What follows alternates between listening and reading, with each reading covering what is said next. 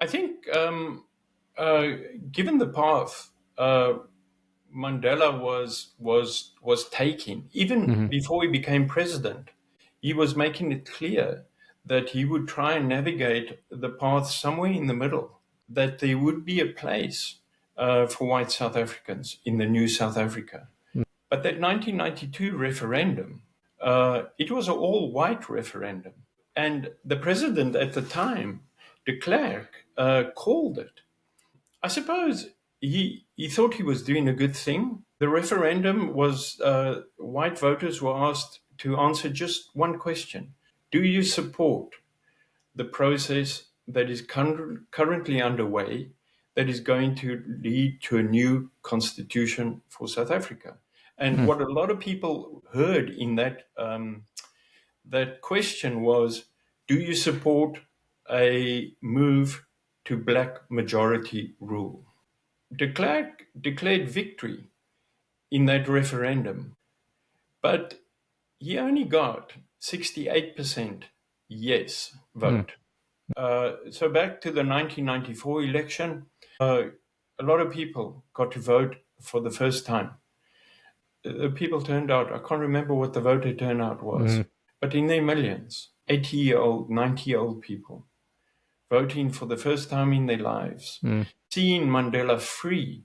Was there, during that 1994 election, was there a clear opposition party to Mandela? Like, did they have a chance at all, or this was Mandela's election to lose going into that one? Yeah, it was always going to be Mandela and the ANC's election, I suppose, to lose, but that was never going to happen. The main opposition party, I can't remember what the results were, but was de Klerk's National Party.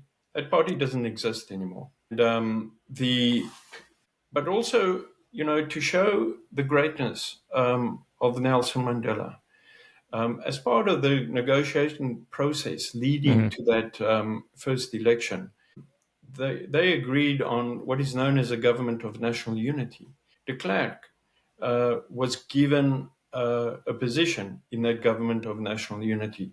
The position was second executive vice president. And I don't think that national unity setup lasted too long, maybe a year or two. But Mandela didn't have to do that. They had an overwhelming victory in the 1994. But again, I think it just shows how Mandela saw the opportunities for nation building and seized on those opportunities, and essentially reaching out the hand of forgiveness to the very people that oppressed him, that killed millions of people in South Africa and kept Mandela in prison for 27 years. Mandela saw South Africa through the eyes of South Africans. And I'll give you some examples of that. He knew that some feared for the future. And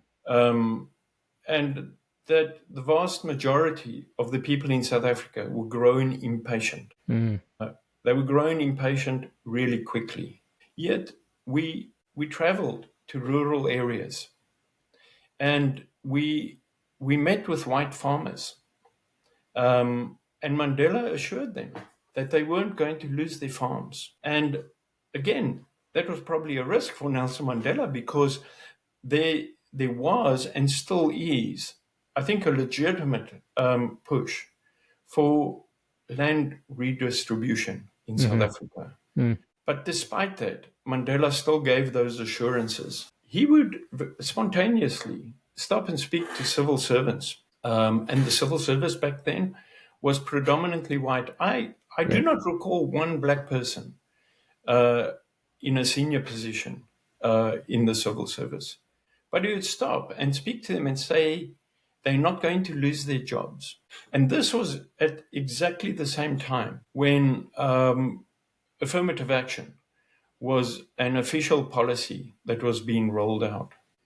As we drive through the country, around the towns, the cities, Mandela would get us to stop the car at roadworks, at construction sites, where the construction workers were all black.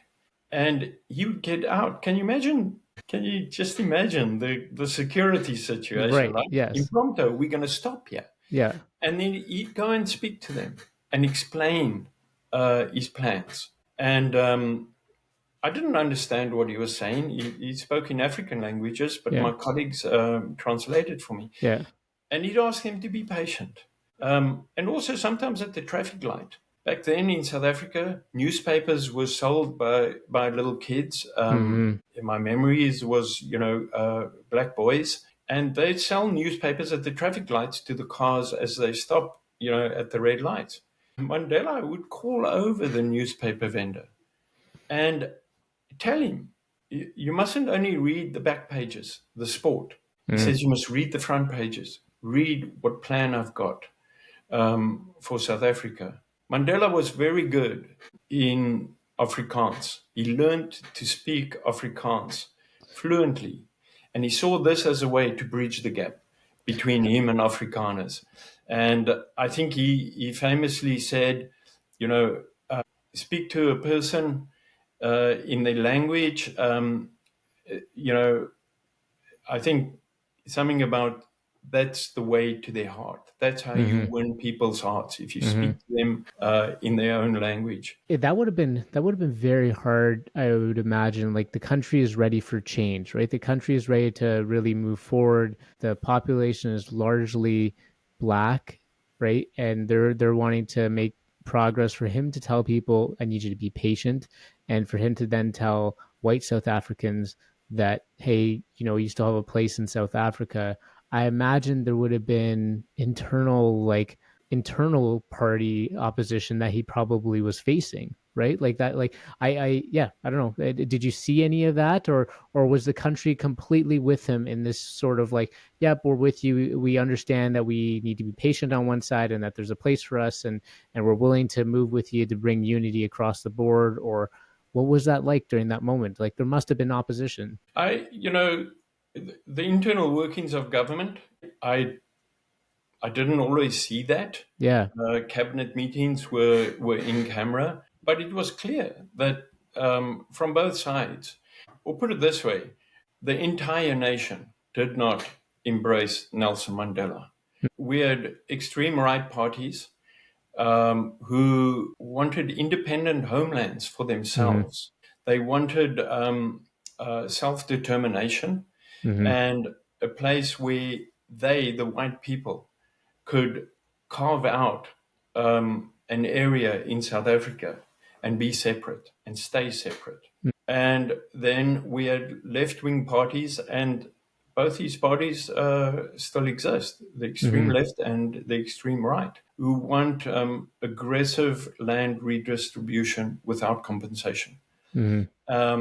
So, yeah, we find ourselves 30 years later, but I think although the parties still exist, the situation must still be similar. I'm a little removed from South Africa, from the day to day, but Mandela wasn't fully embraced by each and every South African. But he sought opportunities to create, call it coalitions, to bring people together. Every little opportunity. There's many examples of that.